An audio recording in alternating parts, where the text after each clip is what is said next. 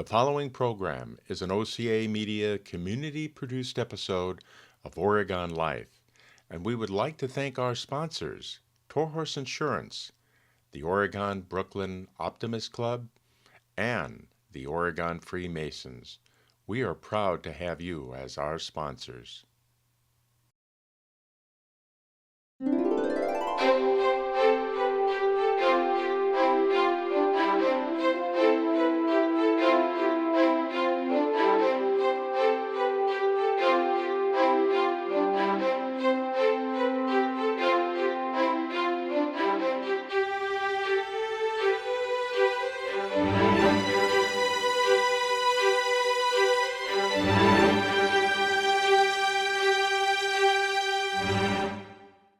Hello, I'm Frank G. Caruso, producer at Oregon Life, and here is a special presentation of my visit to the amazing Kelch Aviation Museum in Brodhead, Wisconsin, with our phenomenal tour guide, Ami Eckard-Lee. Ami takes us on a dazzling, high-flying, era-busting with record-breaker daredevils, barnstormers, and ingenious home-built aircrafts. The years between the world wars ignited an aviation revolution. Airmail routes leaped across the continents. Bold crews conquered oceans. And a new speed and endurance records fell one after the other. Hundreds of innovative aircraft designs captured the world's imagination, feeding a global obsession with the thrilling promise of flight. And it's all at the museum in Brodhead. Enjoy this episode of Oregon Life. Hi, I'm Ami Eckard-Lee, and I'd like to welcome you to the Kelch Aviation Museum in Brodhead. We're a very small museum at a very small airport, but we are world famous, and I'm going to tell you why. Come on.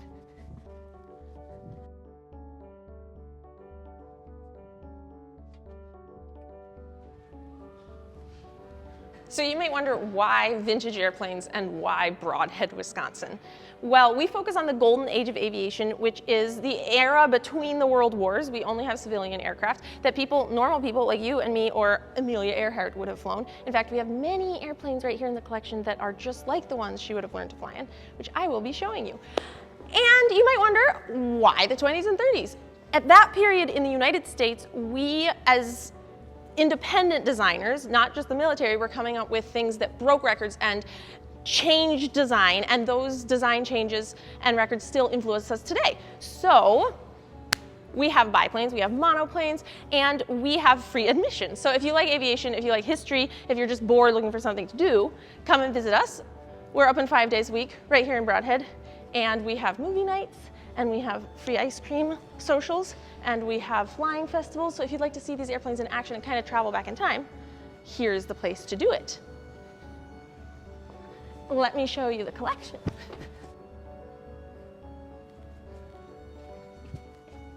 Welcome to the showroom. This is the night hangar, and we have, I think, 13 airplanes on display right now, but in our collection we have over 20. So we're always playing what I call musical airplanes and shuffling things around. If you come today and see something, you might see something different the next time you visit. So maybe you have heard of Charles Lindbergh. He was a very, very famous pilot, and I think that today it's hard to understand exactly why he was so famous. He flew over the Atlantic Ocean, first guy to do that. Today we fly over the Atlantic Ocean 100 times a day, but we don't fly all alone with no radio, no GPS, no way of talking to the ground, and an engine this big. This is our Wright J5 engine. It has 9 cylinders for you engine nerds, and this is exactly the same engine that Charles Lindbergh had on the Spirit of St. Louis when he crossed the Atlantic from New York to Paris in 33.5 hours in 1927. So if you imagine flying over the ocean with just this powering you, that's a very different thing than flying across the ocean today. Now Charles Lindbergh, and here he is in one of our airplanes. One of the reasons he was such a great pilot is he was an airmail pilot before he became famous. And airmail was invented in 1918 in the United States. It was flown in airplanes like this, open cockpit biplanes. So we bundled up for the weather. If you see the leather helmets and the goggles and the white scarves that are the classic aviator things, those are not just fashionable, but they're very practical for warmth. Leather helps block the wind. The goggles keep the wind, but also like oil out of your eyes. And the white scarf is for wiping off your goggles, and then you can see what color the oil is. And if it's a different color, it might not be oil, and then you might have a different problem. This is Wild Bill. He was an airmail pilot in the 1920s. In his career, he had dozens of forced landings. That sounds really scary. It's not actually a crash. It just means you land when you don't plan to land. And we still have those today, and they're perfectly fine. But this was a time where flying the mail meant forced landings. It meant flying an airplane without being able to talk to the ground. This is a replica of an airmail bag. So back in the 1920s, starting in 1918, the United States was like, we should have airmail. It would be so much faster than mail in a train. At the time, sending a letter from coast to coast in the United States took about a week on the train, and this was like super fast. And then some people came along and were like, airplanes would be faster. But when you look around at the airplane technology at the time, this was rickety little biplanes made of fabric and wood. They couldn't fly at night. You couldn't talk to the ground. They only went at most 100 miles per hour. They didn't hold a lot of fuel, so it didn't seem very efficient. But over the next 10 years, from 1918 to 1928, we came up with tons of design changes and, more importantly, infrastructure changes all around the United States that allowed for the delivery of mail eventually overnight.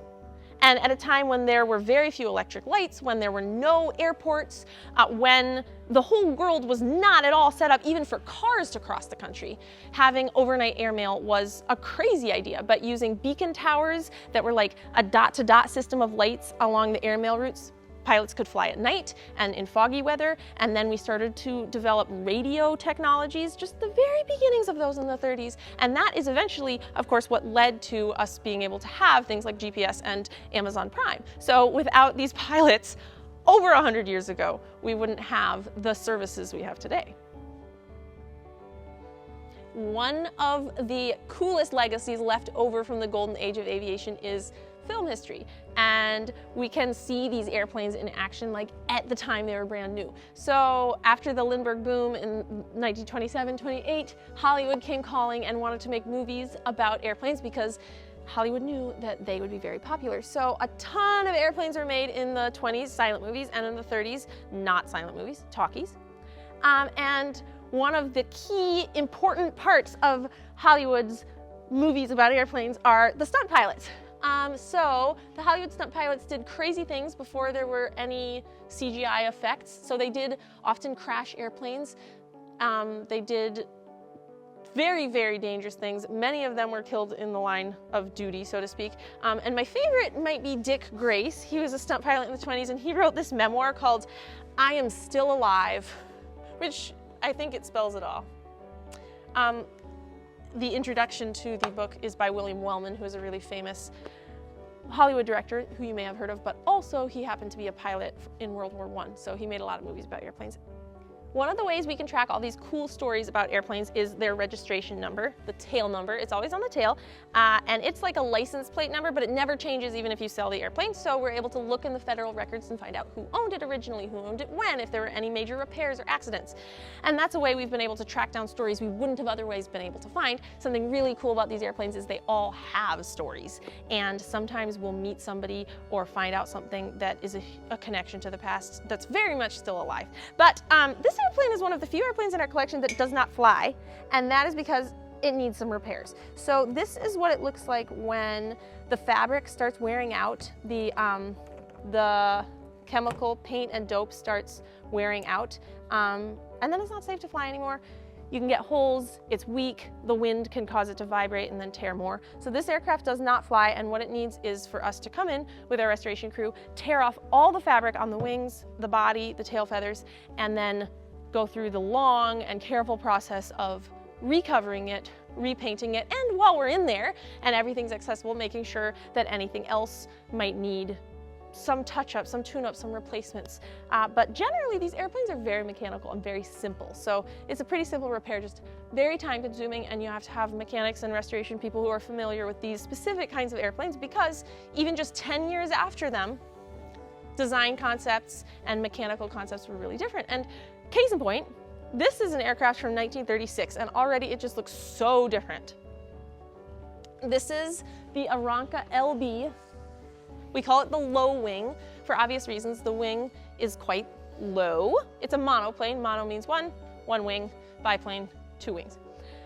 It looks really sleek and fast, but actually it's just as slow as the other airplanes in this room, so we should call it, I do call it the slow wing rather than just the low wing. But already we had in the United States figured out how to create these cantilevered wings without all the extra braces and supports of the biplane. And we have this beautiful Art Deco sleek design, but like I said, this airplane wasn't actually that much different. It wasn't actually that much faster. But you can see how quickly things changed. This is less than 10 years later, and already we have airplanes that look worlds different and could do different things and even look like the airplanes that you might see today. This airplane, also to climb into it, you have to climb up on the wing. And this is a great example of where fabric, reinforced area that you can step on. Also, the gas tank is in the wing, so this is where you would put in the gas. It holds 19 gallons here. There's also a gas tank up front. And this is one of our few airplanes that has a cockpit, so it's much warmer to fly in the winter. This is a side-by-side airplane. The pilot sits on the left, the passenger or student or anybody else or your luggage goes on the right here, and you can close the windows and be a little warmer in the winter. So we had this airplane donated to us, and it was restored. It's one of the few airplanes of this style that exist and still fly in the world today. And it's just been in our collection being admired. And then one day we got an email from a woman whose mother had been a pilot in the 30s when she was a teenager. And this mother, her name was Jackie. And now she's gone, and her daughter was looking through her logbooks, Jackie's logbooks, of what airplanes she flew when she was learning to fly back in the 30s when she was about 19. And when you're a pilot, you keep a log of everything you do and every airplane you fly, and you write down the number. And so this woman was looking for her mother's airplanes, the airplanes her mother had flown, and she saw this number, and she looked it up.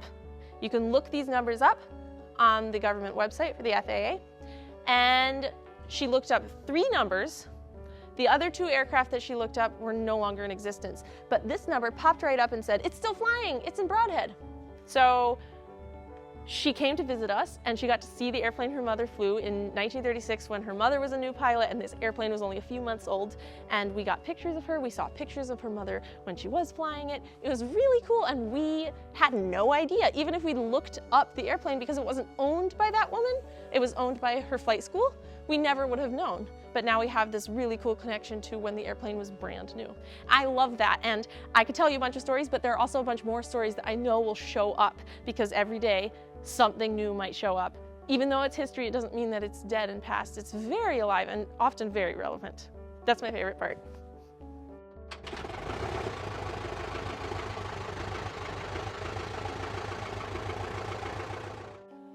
This is one of the few examples you can see in the whole world of a Wright J5 engine that actually flies on an aircraft. Wright J5 engine is the one that Charles Lindbergh had on the Spirit of St. Louis when he crossed the Atlantic. And speaking of Charles Lindbergh, he left more of a legacy than just crossing the Atlantic. After he did so, aviation, which was already kind of popular and magical to people who'd never seen anything fly, it became overnight incredibly popular. It changed pop culture completely. So we had songs about airplanes, we had movies about airplanes, books, games, toys, hats. I saw a hat from the 20s that was just like the Spirit of St. Louis. So at this time, a bunch of manufacturing companies in the United States that were already building things like buildings or automobiles wanted to cash in on what we call the Lindbergh boom. So, for example, the Butler Manufacturing Company in Kansas City, Kansas, they made steel buildings, grain bins. You can still see them today. If you see a big round metal grain bin, it might be a Butler building. They decided to open an aircraft branch of their corporation, and they did so in 1929, and they had time to build 11 airplanes before what happened in 1929? The stock market crashed, the Great Depression. So a lot of those aircraft manufacturers went out of business. The Lindbergh boom was over. Nobody could afford huge, luxurious airplanes anymore, and the Butler Black Hawk is one of those casualties of the Great Depression. So there were 11 built in that little boom between 1927 and 1933, and then went out of business. This aircraft that you see here in our collection, the Butler Blackhawk, is number 10 out of the 11 built. Only 2 remain, this one and number 11, which is hanging in a museum in Kansas City, Kansas, the hometown of the Butler Blackhawk. This is the only one that still flies.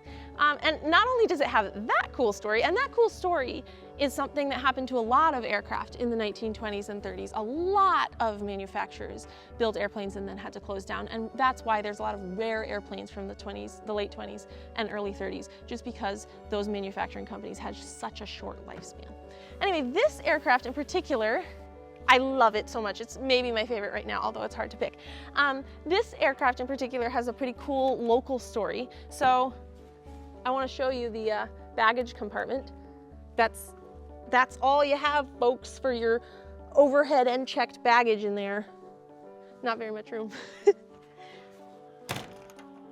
So this aircraft by the 1930s was no longer really relevant. Design had developed and changed so much it wasn't even worth very much. Buying this airplane new with this engine would have cost over $4,000. It was worth only about $500 by 1940. And back in 1940, the United States military and government realized that we didn't have enough pilots, civilian pilots, to funnel into the military if we needed to go to war. So to fix that, the government developed what's known as the Civilian Pilot Training Program. It's exactly like what it sounds like. It's a program run by the government to train civilians to fly, and then we'd have more civilian pilots. So 5 local guys to the Wisconsin-Illinois state line area wanted to become civilian pilot training instructors. They all hung around airplanes, they all flew, it seemed like a pretty great job. So they pooled their money together and bought this airplane. They went down to Chicago because they needed an airplane that had more than 200 horsepower to practice in, and at their dinky little airport in the middle of rural Wisconsin and Illinois, there wasn't one. So they bought this airplane, they all got their practice in it, and one by one they all went off to the next parts of their lives and kind of sold out until the airplane was owned by just one guy. His name was Don, and he was in the Navy during the war. And when he got back, he wanted to get married, and his wife was also a pilot. And fun fact about these airplanes, well, 2 fun facts. First of all, the pilot sits in the back. And you might wonder why. And that's because of balance. So if you look at this whole airplane like a giant seesaw, both front and back and side to side. In the front you have the engine, which is quite heavy, and then you have this long tail to counteract that. And the pilot's weight will help with that. And then side to side, you have the wings. So the center of all those balance points is right under the wings in the center section here. And so if you have a passenger, or if you have any luggage or mail that would have been flown in this airplane, you want to put it right under the center of gravity so it doesn't change anything whether you have a heavy load or no load at all. Whereas obviously as you're flying, you'll always have a pilot, so you can always count on that weight counteracting the engine. So it's 1942 and Don owns this airplane and he's going to give his girlfriend a ride. So he climbs into the back seat of the aircraft, and it's quite a little feat. There's no door. So you'd step from the ground into that little step and then onto this little peg, and you swing your leg over and you sit down right on the seat. It's quite cozy. There aren't a whole lot of controls. There's just a stick and 2 pedals and a few instruments to tell you the very basic things about flying. So we have our airspeed, compass, our turn and bank, altitude, how high we are off the ground, the oil temperature and the oil pressure, very important in one of these airplanes, and the tachometer for how fast the engine is turning, how fast the propeller is turning. So Don was sitting back here, and second fun fact about these airplanes, they have seat belts, which is very important when it's an open cockpit airplane and there's nothing else to hold you in. They have lap belts, and nowadays we also have shoulder belts, but back then there were only lap belts. So here's Don, and he's flying along, and his girlfriend Ruth is in the front, and he thought he'd impress her and do a loop-the-loop. So he did. And the front cockpit has room for 2 people, so it's quite wide, and that seat belt is quite loose. And so Don did a loop-the-loop, and he got upside down and ran out of momentum. And so everybody was weightless, and the airplane was falling, and they were going to catch and pull out of it, which is fine. If you have enough altitude, it's fine to stall at the top of a loop-the-loop.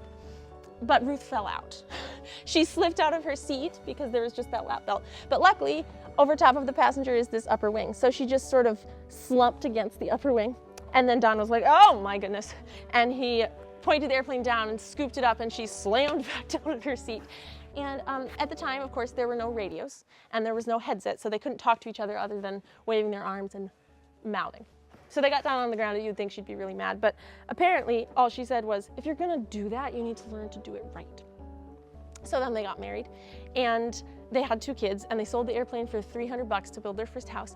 And fast forward 35 years, their son became an airplane mechanic, and he wanted to find the airplane his parents had owned. So he searched high and low for 25 years to find that one airplane. And finally he found a broken down frame in a barn. And after 10 years of repairs and confirming it was in fact his dad's airplane from the 40s, here it is. It's fully restored. It lives in our museum. It still flies. And the son of that owner back in the 40s still owns it. I like to say aviation is for everyone. Wherever you are in the United States, abroad, please come visit us. We're less than 2 hours from Chicago. We're less than 2 hours from Milwaukee. We're close to Madison. We're right on the state line of Wisconsin and Illinois, and we would love to have you. I have met people here, coming here to learn about aviation from every continent except Antarctica. So if you live in Antarctica, please come so I can check that off the list.